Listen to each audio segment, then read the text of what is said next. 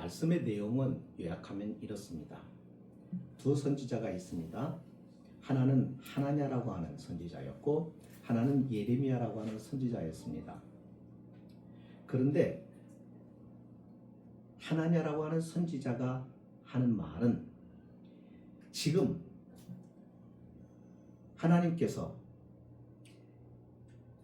바벨론이 쳐들어와서 예루살렘 성전에 있었던 성전의 모든 기구들을 다 가지고 갔어요. 바벨론으로. 뿐만 아니라 여호야김 왕 때, 여호야긴이라고 하는 왕 때, 여기 보면은 다른 이름으로 있습니다. 이 여호야긴을 여고냐라고도 기록했습니다.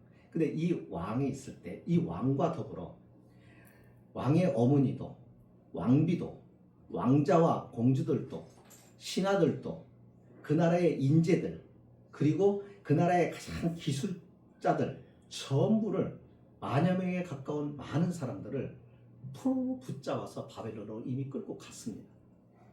그런 상태예요. 그 상태에 있는데 이 누구예요?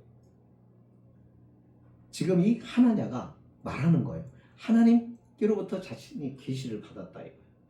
받았는데 2년 안에 성전 성물들을 빼앗겼던 것들이 다시 돌아올 것이고 2년 안에 끌려갔던 왕도 돌아오고 신하도 돌아오고 포로들이 다 돌아올 것이다 라고 그렇게 말하는 겁니다.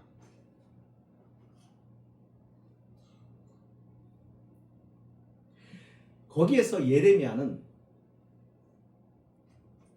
나도 그렇게 됐으면 좋겠다. 하지만 하나님께서 이미 오래전부터 선지자들에게 하신 말씀이 뭐였냐? 돌아오지 못한다. 70년이 차기까지는 돌아올 수 없다.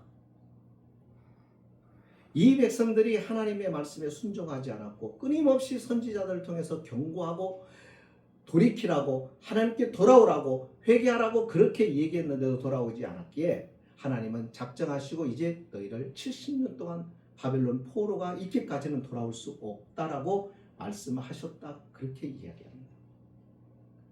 그러자 하나냐는 더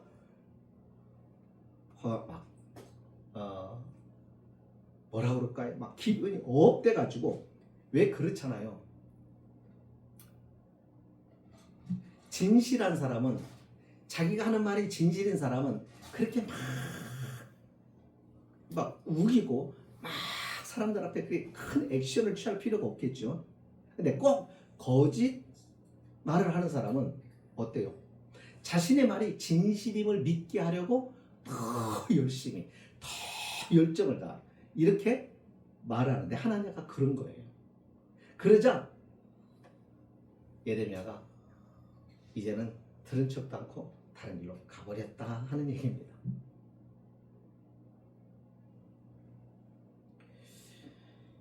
나라가 남과 북으로 나눠져 있어요. 분단된 나라는 유일하죠. 이 지구상에. 참 그것도 참 안타까워요. 문화도 같죠. 언어도 같죠.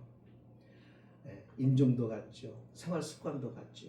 그런 우리 한 민족인데 오래전부터 남과 북이 나눠졌습니다.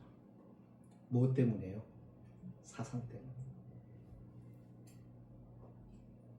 그런데 남한 안에서도 요즘엔 너무나도 뚜렷하게 둘러다니져 또 있어요. 왜 우리는 자꾸 이렇게 나눠질까? 그런 거 보면은 조선의 역사를 봐도 그래요. 우리는 참 신하들끼리 참 당파를 구성해갖고 잘 싸워요. 잘 싸워. 자, 어떤 일을 위해서 우리가 다른 생각과 다른 이론을 서로 이야기해서 그 이야기가 어떤 것이 옳은지 설명하고 설득하고 하는 그런 데까지 가면은 내가 미처 생각하지 못한 것들을 상대방은 생각하구나 이렇게 받아들이고 다시 한번 생각해보고 고려해보고 그러면서 어떻게 해요? 발전도 해가고 성장도 해갈 터인데 이상하게 우리 나라의 조선 역사를 보면 이 당파가 감정이 개입이 되고 거기에 권력의 암투가 벌어지면서 이제 완전히 옳고 그름이나 진실이나 거짓 이런 것들만 상관없이 뭐예요? 나라도 백성도 생각 없이 그저 오로지 자기의 권력과 자기의 입지와 자기의 위치를 위해서 지극히 개인적인 일로 인하여 싸움이 일어납니다. 그러다 보니 외적이 침략해와도 방비할 수가 없게 되죠. 그러면서 대표적으로 있었던 일이 뭐죠? 임진왜란이잖아요.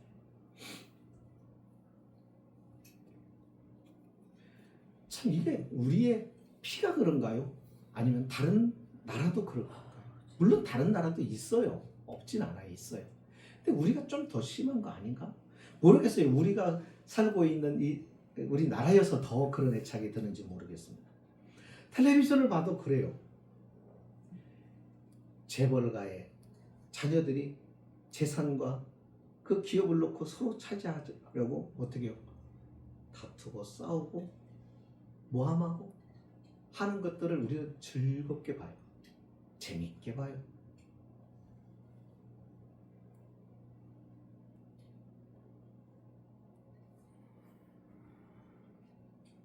이런 것들이 참 많아요. 교회도 그렇습니다. 교회도 거의 안 싸우는 교회가 없을 정도로 싸워요.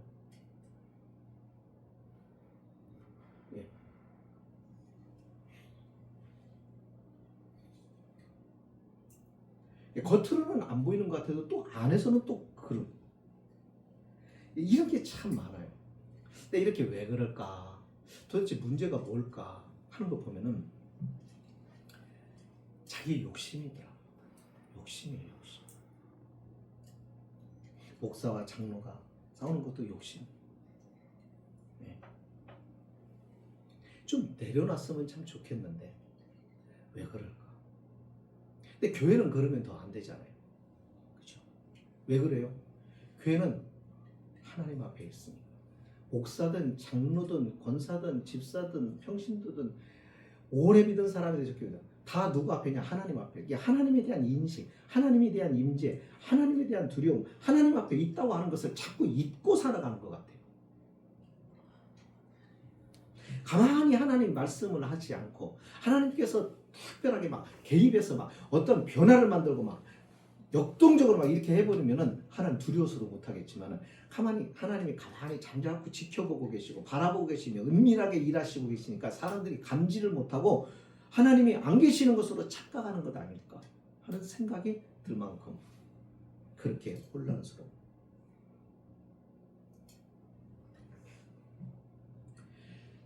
자, 이와 같은 상황에서 무슨 문제가 있냐면 뭐가 옳은가? 어떤 것이 하나님의 뜻인가? 어떻게 해야 될까? 우리는 내가 믿는 사람으로서 내 인생에 있어서 우리 가정이 어떻게 처신을 해야 될까? 어떻게 판단을 해야 될까?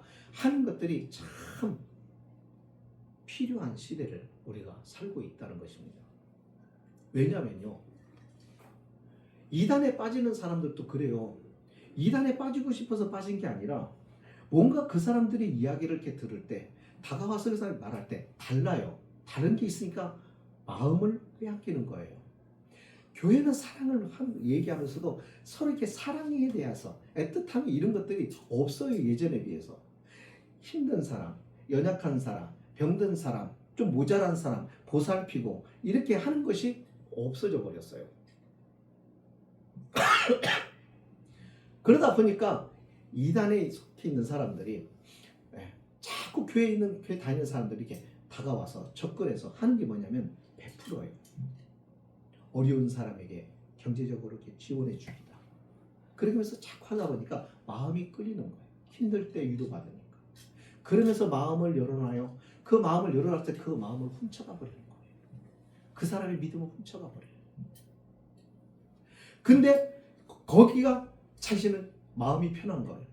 자신의 이야기를 들어주고 자기에게 관심을 가져주고 애정을 표현해서 그 사람들이 더 마음이 끌려서 그 사람의 이야기, 거기서 말하는 것들을 다 받아들이고 믿고 따르고 그렇게 하다 보니까 이제는 더 이상 거기가 진리라고 믿게 되어버립니다.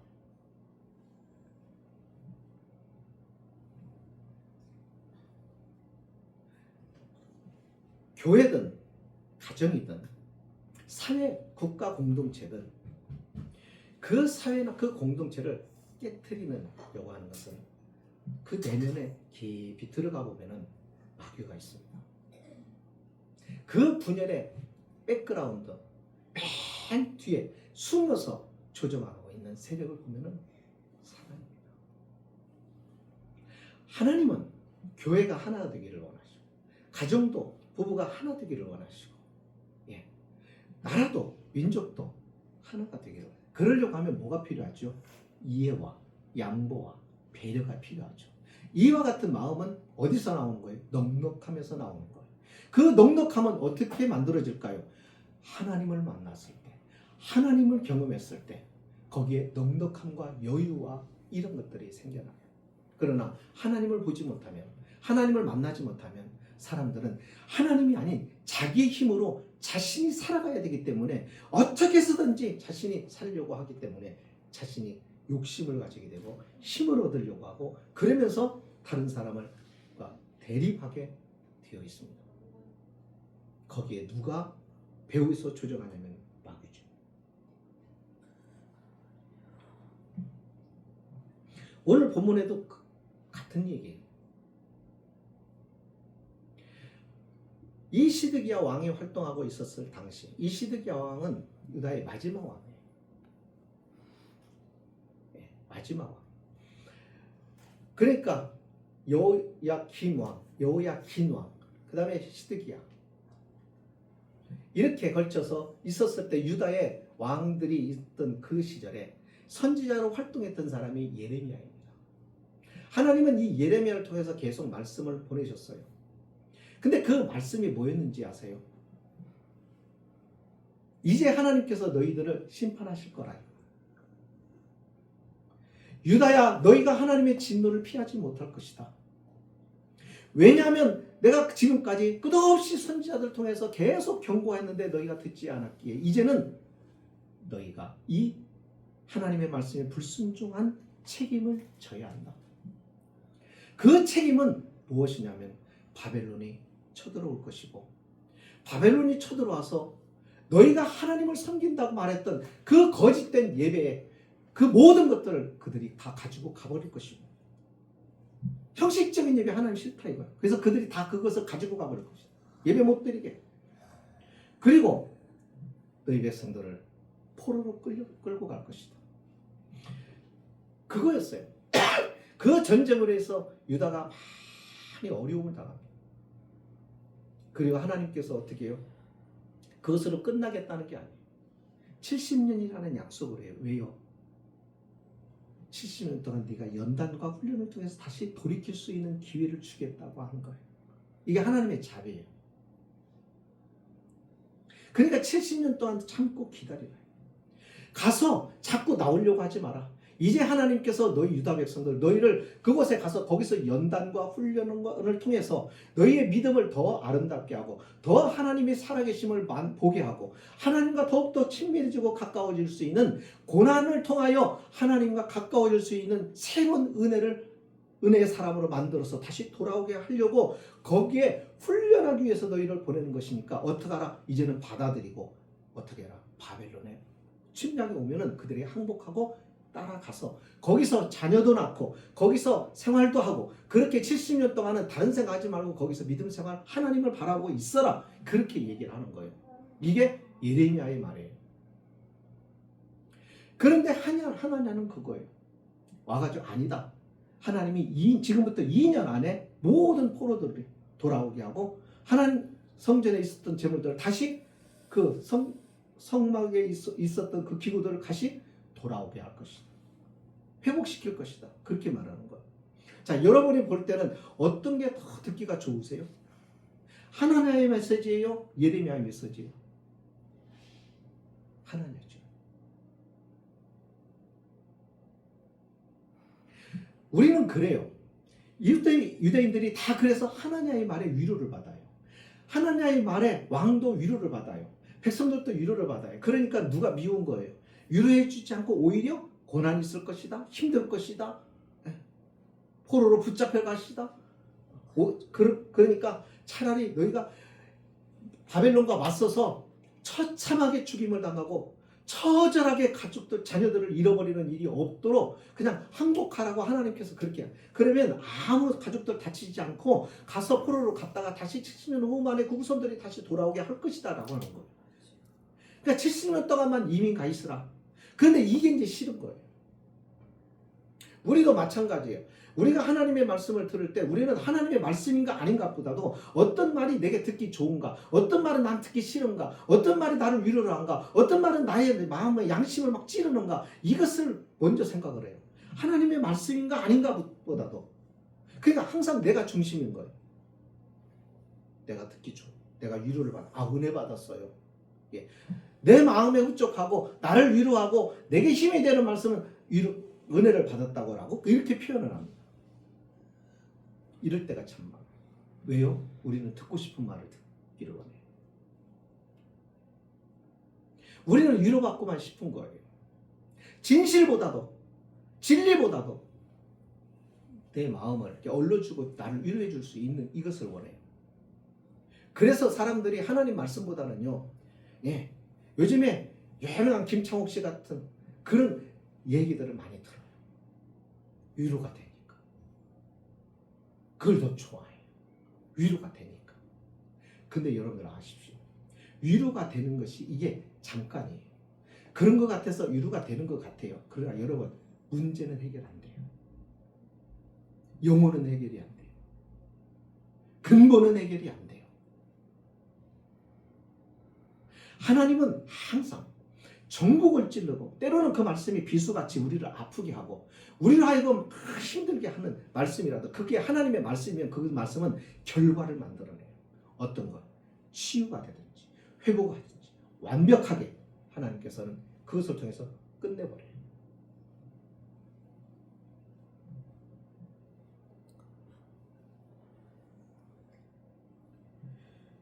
하나냐와 예레미야의 메시지, 누구의 메시지가 백성에게 호감을 주었다고요? 하나냐. 그런데요, 하나냐의 말은 거짓말이었습니다. 하나님이 전하라고 한 말이 아니라 자기가 하나님께로부터 받은 말이라고, 하나님이 그렇게 말씀하셨다고 거짓 예언을 백성들에게 한 겁니다. 그러니까 예레미야 입장에서는 당혹스럽고 황당하고 어처구니 없고 그런 거예요. 예레미야는 직접 하나님께로부터 이 말씀을 받았어요. 그런데 그 말씀이 백성들에게 어떻게 경고의 말씀이에요. 어떻게 문제가 해결이 된다고 하는 것이었어요. 그런데 백성들이 그것은 힘들고 자신들이 감당하기 어렵고 그러니까 싫었고 그래서 그 말씀이 싫은 판에 하나님은 와서 백성들의 마음에 위로가 되는 얘기를 한 거예요. 자, 그 결과가 어떻게 됐을까요? 그게 이제 12절로부터 17절입니다. 한번 같이 그 부분만 읽어봅니다. 같이 읽어봅니다. 제가 말씀 읽을게 한번 들어보세요. 12절입니다. 선지자 하나냐가 선지자 예레미야의 목에서 멍에를 꺾어버린 후에, 그러니까 예레미야가 준 것이 유다 백성들에게 멍에가 됐잖아요. 근데 그것을 꺾어버렸어요. 예. 아니다. 2년 만에 돌아올 것이다. 다 돌아올 것이다. 이렇게 말한 거예요. 후에 여호와의 말씀이 예레미야에게 임하니라. 이르시기를 너는 가서 하나냐에게 말하기를 이르기를 여호와의 말씀에 네가 나무 멍에를 꺾었으나 그 대신 쇠 멍에들을 만들었느니라. 하나님은 그러니까 하나냐 네가 나무 멍에를 꺾었지만 나는 다시는 꺾을 수 없도록 쇠 멍에를 만들어 주겠다. 이렇게 얘기합니다. 그러면서 14절에 만군의 여호와 이스라엘의 하나님께서 이와 같이 말씀하시니라. 내가 쇠멍에로 이 모든 나라의 목에 메워 바벨론 왕 느부갓네살을 섬기게 하였으니 그들이 그를 섬기리라. 내가 들짐승도 그에게 주었느니라 하라. 선지자 예레미야가 선지자 하나냐에게 이르되 하나냐여 들으라. 여호와께서 너를 보내지 아니하셨거늘 네가 이 백성에게 거짓을 믿게 하는도다. 그러므로 여호와께서 이와 같이 말씀하시되 내가 너를 지면에서 제하리니 하나냐를 하나님이 제해버리시겠다고 말합니다. 네가 여호와께 패역한 말을 하였음이나 하나님이 하라고 하시지도 않은 말을 하고 돌아다녔다 그겁니다. 그러니 네가 금년에 죽으리라 하셨느니라 하더니 17절 선지자 하나냐가 그가 그렇게 말했던 하나님이 그렇게 하겠다고 말씀하셨던 그해 7째 날에 죽었더라.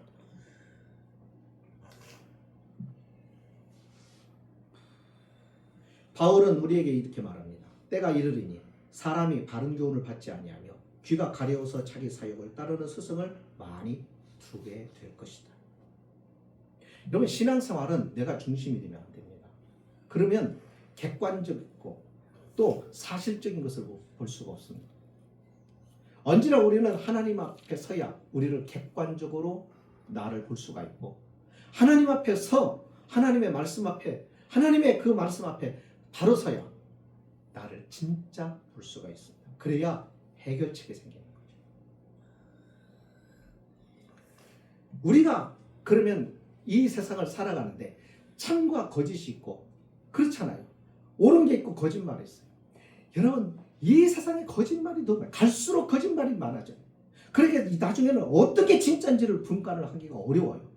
잘 분간해야 내가 판단을 할 거 아니에요. 속으면 안 되잖아요.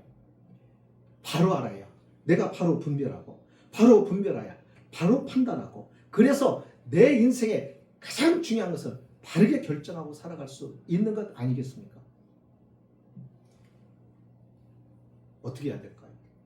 거짓말하네. 속이려고 마음먹고 달려들면 당해낼 시간이 없어요. 왜 사기꾼이겠어요? 거짓말하고 속이는데 전문가예요. 바보 멍청해서 속는 게 아니에요. 똑똑한 사람도 속아요. 많이 배운 사람도 속아요. 왜요? 우리가 또 속아도 멀리 있는 사람보다 가까이 있는 사람한테 잘 속아요. 그러니까 사실은요, 우리는 그래요. 목사님 어떻게 하죠? 이렇게 물어요.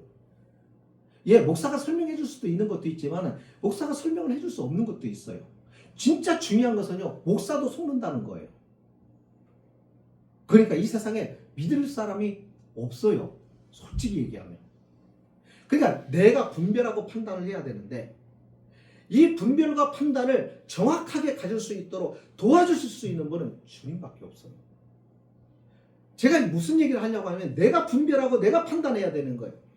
여러분 이단에 속은 사람이 이단에 거기 있는 교주가 자기를 속인다고 생각을 했으면 거기 넘어갔겠어요? 안 그렇다고요. 여러분 목사도 실수를 해요. 아무리 정직한 목사고 바르게 목회해도 목사가 실수를 하고 목사가 죄도 빠지고 그렇게 할 수가 있단 말이에요. 그렇게 되면 여러분 성도는 그 목사 믿었다가 실패할 수도 있단 말이에요. 그러면 그 목사가 바르게 얘기하는지 정말 바른지 옳게 얘기하는지 분별하고 판단을 해야 될 거 아니에요. 그럼 그게 어디서 나오느냐? 내가 하나님과의 가까이 있을 때 그게 분별이 되기 때문에 하나님과 가까이 있으면 자연적으로 분별을 하기 시작해요. 보인단 말이에요. 왜 많은 교인들이 성경에 대하여 하나님에 대하여 대적하는 말에 대해서 다 거기에 호응하고 반응하고 박수치고 하느냐 말이에요. 왜요? 하나님을 대적하는 일에 하나님을 대적하는 법에 왜 성도들이 거기에 호응을 하는 거예요? 그 성도가 본질을 잃어버렸기 때문에 하나님과 멀어져 있기 때문에 경건이 없기 때문에 말씀과 기도로 하나님과 가까워지는 것이 없는 상태에서 교회만 그냥 다니는 것이 다니다 보니까 성도라는 이름으로 불리지고 사람들이 나 교회 다니고 교인인 줄 알고 집사인 줄 알고 장로인 줄 알고 권사인 줄 알고 목사인 줄 아는데 그런데 분별을 못하는 것.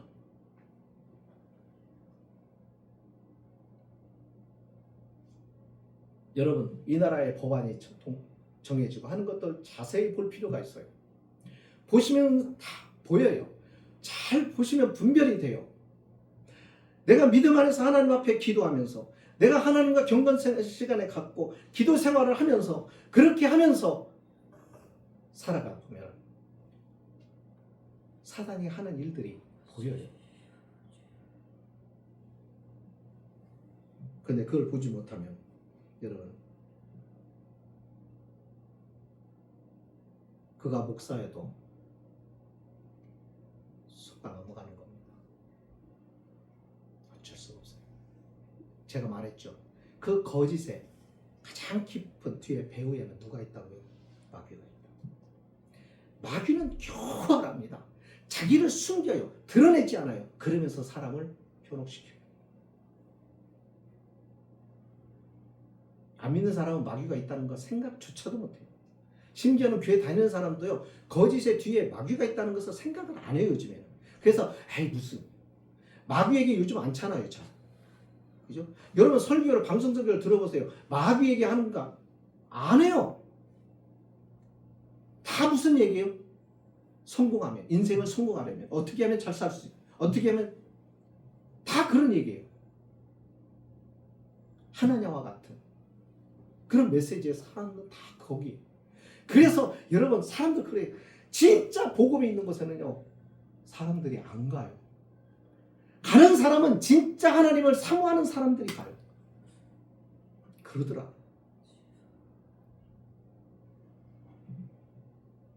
진짜는 미국 교회 역사에 보면은 하버드가 생길 때 그때 초대 총장으로 있었던 목사님이 계셨습니다. 근데 여러분 나중에 그 목사님이 굉장히 경건하고 그랬어요. 그런데도요 그 목사님 교회에서 쫓겨납니다. 요즘 그렇다고요. 교회가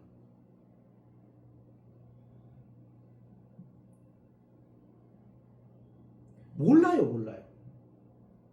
하나님의 사람인지 아닌지 정말 하나님의 말씀을 전하는지 아닌지 성도들이 분간을 못해요. 말씀을 마칩니다.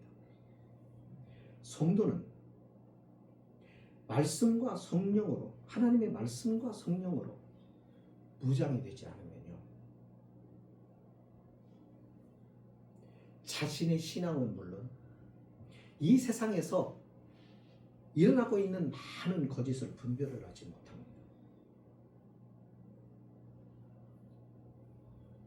왜요? 신앙의 가장 중요한 본질을 잃어버렸기 때문이에요.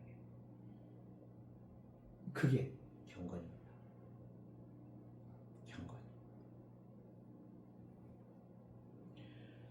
매일 성경을 보세요. 매일 성경을 읽으셔야 돼요. 매일 기도하세요. 매일 기도해요. 시간을 정해놓고 말씀과 기도를 꼭 하세요. 최소한 1시간은 하셔야 돼요. 일반 성도 최소한 1시간은 해야 돼요. 옛날에 성도들은 2시간씩 이렇게 하고 목사들도 옛날처럼 기도 안 해요. 목사들도 바빠요. 분주해요. 교인들이 많으면 많을수록 교인들은 여기저기 막 개업한다지 100일이라지 출생했다든지 그러면 거기다 쫓아다니라 정신없어요. 바빠요. 그래서 근교회 목회하면서 있으면서 보면은 바빠요. 바쁘다 보니까는 성경 읽을 시간 기도할 시간 없어요. 참 힘들어요. 그런 점에서 저는 개척교회가 너무 좋은 거. 한 가지 힘든 거밖에 없어요. 불철주기 힘든 거밖에 그거밖에 없는 거예요. 너무 재밌어요. 우리 집사람은 다르겠지만 전 너무 행복해요.